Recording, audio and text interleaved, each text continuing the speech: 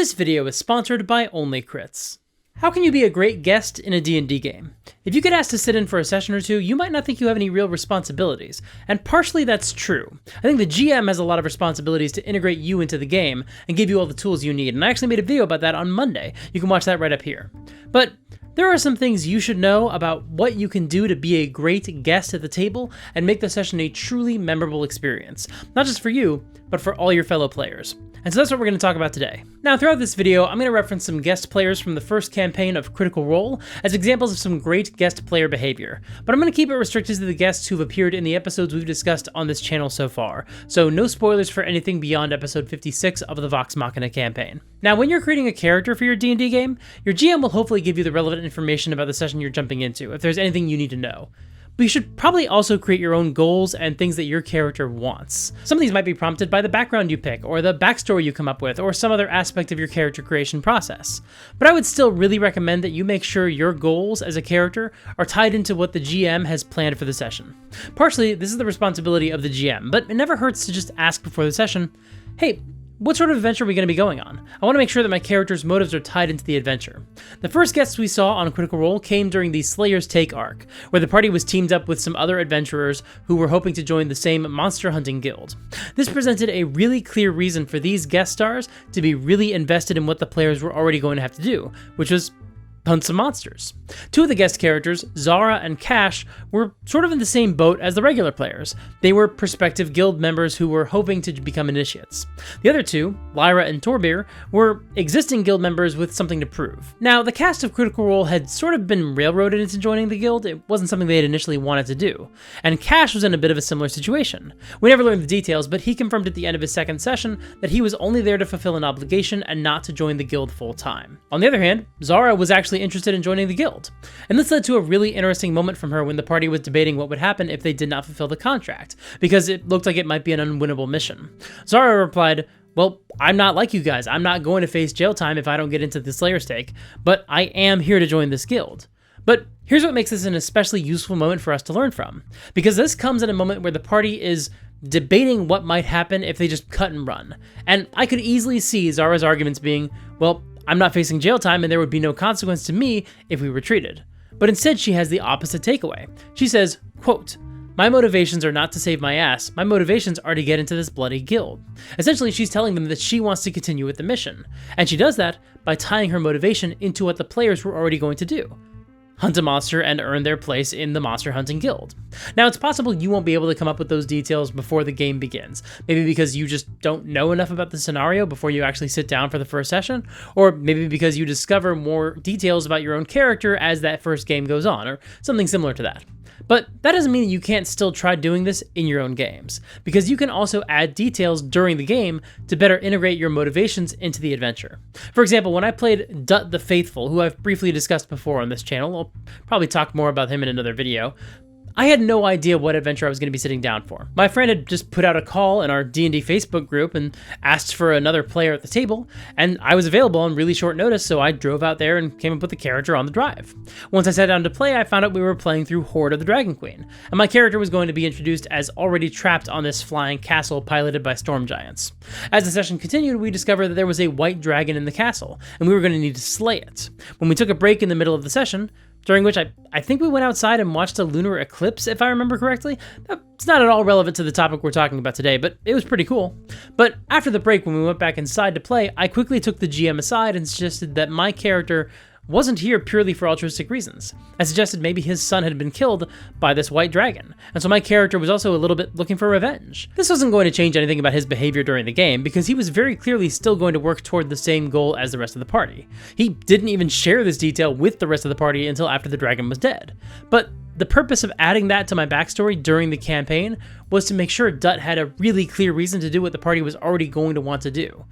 Kill this dragon. Speaking of having a dead family member, look, if you're creating a D&D character, there's like at least a 50% chance your character has some major tragedy in their backstory, like dead or missing family members, or dead or missing childhood friends, or an old enemy that stalks your every move, or some ominous prophecy, or some other severe trauma. That's because these characters are modeled after the heroes we see in fiction, and a lot of those characters have some serious baggage, especially the ones who lend themselves well to serving as inspiration for our own characters. Happy, well-adjusted people don't tend to leave their happy, well-adjusted family behind and become D&D adventurers. So even as a guest character, you might have a tragic backstory, and that's fine, there's nothing wrong with that.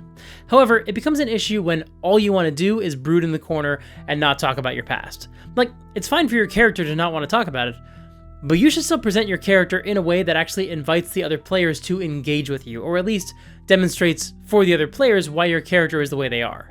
Otherwise, if the players try to engage with you and all you do is have your character sink deeper into the shadows, literally or figuratively, then that doesn't really give the other players anything to engage with. Your character might be hiding their deep, dark secrets, but that doesn't mean that you should hide their secrets. Again, we can look at the characters from the Slayer's Take arc and see a few different ways that these characters relate their tragic backstories to the regular players. Lyra doesn't have much of a tragic past, but the other characters definitely had some secrets. On their first long rest, Zara and Vex stayed up to take the first watch. Their characters have been butting heads for the first part of the game, but now they were actually going to take a watch together. Already this is a great tactic. Put your character into a situation where they'll have to spend time with other characters, and so they'll share a bit more themselves. Then, sure enough, she and Vex did discuss their pasts, and how they both had terrible fathers. Now, Kashaw and Torbeer are much closer to the edgy loner stereotype of D&D characters, but both of their players, Wilfredel and Will Wheaton respectively, take steps to make sure their characters are understood by the other players, without compromising their character concepts. First of all, both of them are very social players. They're smiling and laughing and joking, even while their characters are grim and gritty guys. This already helps a lot. It makes it clear that the darkness and dourness is a character choice, which is really important, especially when playing with a new group. They need to understand that any brooding or bitterness you're trying to convey is a deliberate choice, because that helps extend an invitation to the other players to engage with it as a character flaw, rather than making them side-eye each other and wonder why you're being so crabby. Second, Will Wheaton starts including little moments that the other characters wouldn't see, but those are there for the benefit of the players. For example, the party questions a mask seller about the mystery they're investigating, and they bought some masks while they were at it. As the rest of the party walked away, Torbeer, the big, tough dwarf covered in ugly scars and obscene tattoos, buys a mask that would fit a little girl. So this is Will telling the other players, hey, Torbeer has a daughter. He's not just a tough guy with no redeeming qualities. This is useful because it humanizes him, and also potentially means the players can appeal to him in later scenes, and he's indicating to them that he might not be completely mercenary at all times. He has more depth than that. Kashaw maintains his gruff energy throughout the adventure, although he's an active and vocal participant in the mission, and he continues to drive the story forward, which helps a lot with the group dynamic. But during the second of his 2 sessions, he realizes that while he does have this really cool and spooky backstory, it's probably not going to see the light of day. Unlike Zara's group, this mission was not going to end up with a long rest, so they're not going to be able to share stories around the campfire. So he just goes ahead and shares his spooky backstory during a short rest as he talks about the evil god who grants him his powers. I remember some people commenting on my video how unrealistic it was that his character would just sit down and explain his entire backstory that way. And while I agree most people in the real world aren't able to sum up their lives in a single paragraph the way you can about a character whose backstory is fictional, in this case, it actually served a purpose for the group. It brought him closer to the other party members and let them in on more details about his character, which helped to facilitate more fulfilling role-playing. My next piece of advice is to try to know your character sheets as best you can. Look, D&D is a complicated game. If you've never played it before, then I think it is a little unreasonable to assume that you're going to be able to recall everything on your character sheet as you sit down to play. I just recently made a video about why it's okay that players like the cast of Critical Role still makes mistakes when they're playing D&D, despite them playing for almost 10 years at this point. Because at the end of the day, this is just a game, and if you make a mistake or forget something, it's not the end of the world.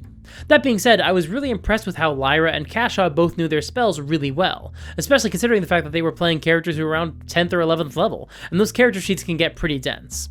And sure, they did forget some stuff. Wilfredel forgot Kashaw had turned undead, and Will Wheaton struggled to keep track of his Battle Master maneuvers, which incidentally is one of the reasons I disagree so strongly with the people who wish the Battle Master were the default fighter. I think that's way too much bookkeeping for some new players. But that's a topic for another day, I guess. But again, it's fine for guest players to forget a few things, especially when they're brand new to the system. And considering how much they got right, you could tell they had really put some effort into keeping track of their abilities, and that's always a good idea, because the more prepared you are, the more smoothly the game will run. And speaking of being prepared, it's always a good idea for you to bring your own dice to the game if you have a set. And if you're looking for a great set of dice, then you should check out today's sponsor, Only Crits. Only Crits is a really terrific company that makes truly beautiful dice, and they've got all sorts of different types. Do you want heavy metal dice to represent your fighter? They've got those. Do you want dice that look like they're full of stars to capture the vibe of your Twilight Cleric? They've got some gorgeous dice like that as well. Are you a druid who loves to turn into adorable little creatures? They've got dice with little ducks or chickens or frogs inside them. And if you visit onlycrits.com/supergeekmike and use the promo code SUPERGEEK at checkout, you can save 12% off your order. Plus, when you use that discount code, I get a portion of the funds that would go to Only Crits. So buying dice actually does directly support the channel. Once again, that's onlycrits.com/supergeekmike and use the promo code SUPERGEEK. Thank you so much to Only Crits for sponsoring this video. Now, sometimes in D&D, when you're guest starring in a game, you're not being introduced in a discrete story arc where basically the characters have been put into a scenario where they'll be forced to team up with you, as was the case with Critical Role joining the Slayer's Take. And if you are being dropped into a typical game session where the players are already in the middle of an ongoing storyline, I think there are two equally likely scenarios. Either your backstory will drive the plot of this session and it'll basically wind up being a side quest, or you'll simply be dropped into a typical session of the existing campaign, and the GM will not make any major adjustments to tie it into your character. But in either example, there are still ways you can properly compose yourself to make sure you're serving the game as a whole. Let's start with the first scenario. Your backstory will play a major role in the plot of the session. The thing is, even if you think this might be the case, even if you hope it is the case, it's still wise for you to just sit back and let the story unfold the way the GM sees fit. As an example, let's look at Lilith. She showed up just in time for the first fight with the Briarwoods, and she doesn't say anything about the drama she has going on in her life, aside from maybe making a very brief reference to it. But she knows that at least this portion of the session still needs to be dedicated to what the players were already doing, dealing with, the vampire and the necromancer. Now, Kit Buss already probably knew better than most guest players that her backstory was going to come into play during the course of the session. After all, she was being hunted by the Broker, who was a villain submitted by an audience member who won a contest, which means she did not create that character, which means Matt basically had to tell her that this is the individual who was hunting her down, that his identity wasn't created by Kit for her backstory. So based on that conversation, I think it is reasonable for her to assume that her backstory was going to come up during that session, otherwise Matt would not have given her those details. But she was very wise during gameplay. She did not push the group to make the session all about her. She waited until Matt pulled the trigger on her story arc. Only then, once he had gotten the ball rolling, did she start to tell them about what she had discussed with Matt before the session. It would have been so easy for her to turn to them as soon as the fight with the Briarwoods was over, or as soon as the awkward conversation with the guards was over, and basically say, "Hey, I'm on the run, please hide me." But instead, she trusts that Matt will bring the storyline into focus in his own time if he feels it will serve the game well. And so she just sits back and lets the session take its course. However, it's also possible that your character will not have their own subplot or backstory to move the session forward. Instead, you'll just be joining the group for basically a typical session in the middle of a complicated story arc. And so once again, this means it is on you to figure out how to make your character care about what the players already care about. As an example, early in the Chroma Conclave storyline, the party retreats to Vasselheim and teams up with Cash and Zara. And during that first session, there really is nothing that ties the guest players into the session after maybe the first 40 minutes or so of the game. In their second session, they get to go on a side quest with the party, but in the first, the group just spends a lot of time figuring out logistics for the larger story arc. The guest players are basically just along for the ride. But Cash and Zara have conversations with each other where they basically justify the fact that they are choosing to be invested in the storyline as characters. I cannot let this go. You know I cannot, Cash. Z, this is fucking happy fun bunch over here. No, They bring death with them everywhere they go. This isn't our fight. not all of them. Are you going with them? Seriously? What do you want to do? Do you want to stay here while the world burns? Yes. Why? Because we're here. It's warm. We make money. Not if nothing's left to protect. Not if there are no monsters left. If these things get out, if they spread their fire across the globe, what's left for us? If any of the monsters we missed went out and spread, the world's always ending, baby. You just took out Draconia, darling. All of it. Gone. I'll follow you anywhere. You know that. I know. And I'll follow you. Tell me what you want to do and I'm there. Sure, as you can see, Zara takes the bait faster than Cashaw, but he still makes sure to identify a reason he would join the heroes for this adventure, because he has a connection to Zara and trusts her and won't let her go into this dangerous adventure alone. He doesn't put the burden on the GM to do any additional work to convince his character to join.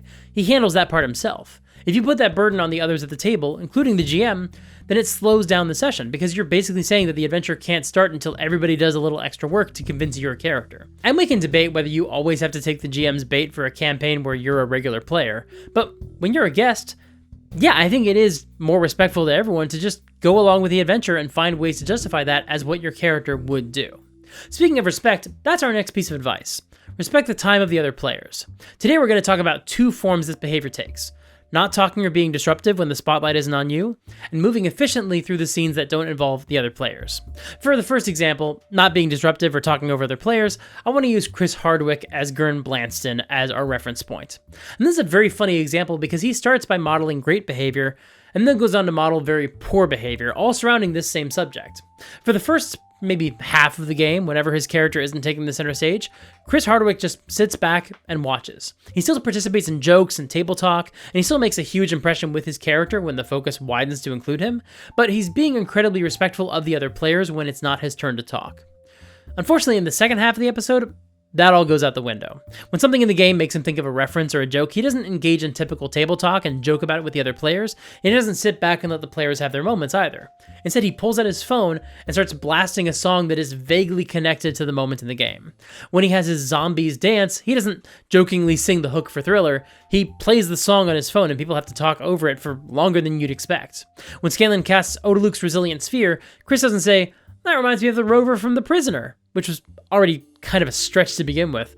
But instead, he blasts the theme song from The Prisoner, and everyone starts quoting the intro, because what else can they do? They can't really focus on the game. And at the end of the episode, when Matt is wrapping up the session and Keyleth's family is delivering their final words of wisdom and encouragement, Chris, I guess, felt like this was the perfect time to overpower the scene with "Don't You Forget About Me" from The Breakfast Club. And even setting aside the fact that it is so rude to pull out your phone and blast music or whatever during the game, and take it from me, I've done it. It's really rude. People do not like it. But it also slows down the game because people have to work harder to talk over it, or they have to wait until you've finished doing your bit before the game can continue. And that all shows a disrespect towards the time of the other players. Now, the other example I gave of respecting your fellow players' time was moving efficiently through scenes that don't involve those other players. And we can see that in action with the most recent Critical Role guest we discussed on this channel, Patrick Rothfuss as Carrick.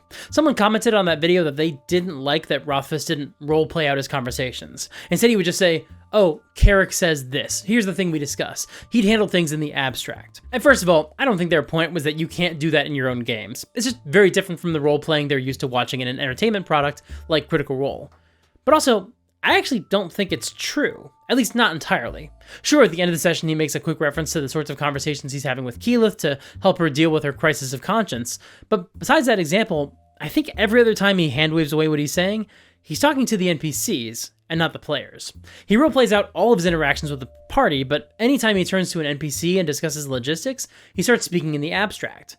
And I'm really glad he does that, because it's not going to be all that compelling to watch someone tell some guys what they need to do when they go up the mountain and collect some gold from the dragon's hoard. It's not entertaining to watch somebody talk to the farmers near Kymel and gather resources to bring back to Western. All that stuff can be hand-waved away, especially in a scenario like that session Patrick was there for, where there's very little consequence for failure, and there's no future action required on the part of the players once these NPCs do these tasks. The session is about closure, and there's no dramatic or strategic value in getting to the weeds on any of those details. Now, the cast of Critical Role frequently does go into that level of granular detail with their NPCs. They seem to really enjoy getting into the nitty-gritty, often way too much. Like, they'll literally ask NPCs for directions, rather than say, "We ask for directions." But aside from that just not being Patrick's playstyle, it also is just not the best way for him to use his limited time at the table. If he's going to talk in character, it's far more valuable for him to do that with the player characters, so that's where he does the bulk of his in-character role-playing. Also, if you wish Patrick Rothfuss would have used more words and gone into more detail, good news, he's written some very good, very long fantasy books, and a couple of short and excellent books as well. My final piece of advice to you is to lift up your fellow players, both in battle and in role-playing scenes. Again, we can see this example in play through Zara, Carrick, and Shale, played by Chris Perkins. In Zara's first adventure with the party, she got the killing blow on the dragon they were sent to hunt. But when the other characters praise her for it, she simply says, "It was a group effort." Likewise, when Chris Perkins played Shale, the elderly Goliath, he repeatedly talked about how awesome Grog was, how he was going to be a legend for killing the dragon. Chris was not at the table to hunt this monster down, he was there to be by the player's side and give them the support they needed to accomplish their task. Now, there is absolutely nothing wrong with wanting to be a badass warrior when you're a guest player. I mean, that's what D&D is designed to simulate, so you are speaking the game's language when you do so. But just like I would hope that you wouldn't sulk if you don't happen to land the final blow on the big bad, I would also hope that you play graciously if you do happen to land the killing stroke. Now, when Carrick appeared in episode 56, he didn't see any combat. He merely aided the party in rebuilding Western after the Dragon's reign had ended. But again, I think we can learn a lot from how humble he was and how generous he was. He didn't come in and say, "Hey, I know best, you should all listen to me." Instead, he was a calming and moderating voice, both at the table and in the world of the game. And he also identified a kinship with Keyleth, connecting with her struggles, and so he took the time to sit with her and reassure her, to give her a new perspective on her anxieties. And while I think it's a lot to ask any guest player to come into the game and drop Uncle Iroh-like wisdom on your fellow players, I do think we can still learn from how Patrick focused his priorities on not being the star of the show, but on making a meaningful difference in the lives of one of the main characters. Remember, once you're gone, they're the ones who are still going to remain. They'll be coming back to the table every week, or every month, or every bank holiday, or whatever. And their stories will continue. So again, you don't have to be Carrick, but I do think it's valuable to remember that if you can raise up the other characters, you might wind up having even more of an influence on the game than you can ever begin to imagine. Thank you so much for watching. This was a ton of fun going through all the guest players that we've seen on the show so far.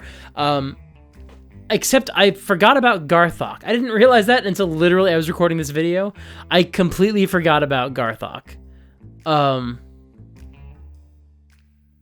Let me know in the comments what lessons you have that we can learn from Garthok. And along those lines, I'm sure there were other lessons you can think of using examples of other guest stars in future episodes of Critical Role, or maybe even some of those other actual play shows I hear so much about these days. So feel free to leave your favorite examples of guest star behavior in the comments below. Please include a spoiler tag at the top of the comments. Let folks know what show you're referencing and what campaign and potentially episode number if you know it. That way they know what you're discussing. I know a lot of viewers of this channel are new to Critical Role and they're experiencing it through my videos for the first time, or they're watching it along with me, or they only know the campaign through the animated series. So just be conscious of that when you're leaving a comment. Make sure to mark your spoilers accordingly.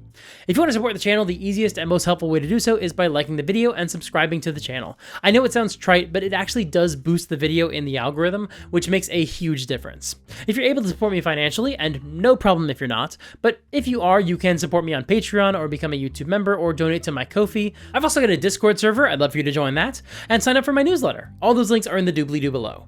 If you're creating a character for the next time you guest star in a game, check out this video about starting a character by choosing a feat. Until next time, play fair and have fun.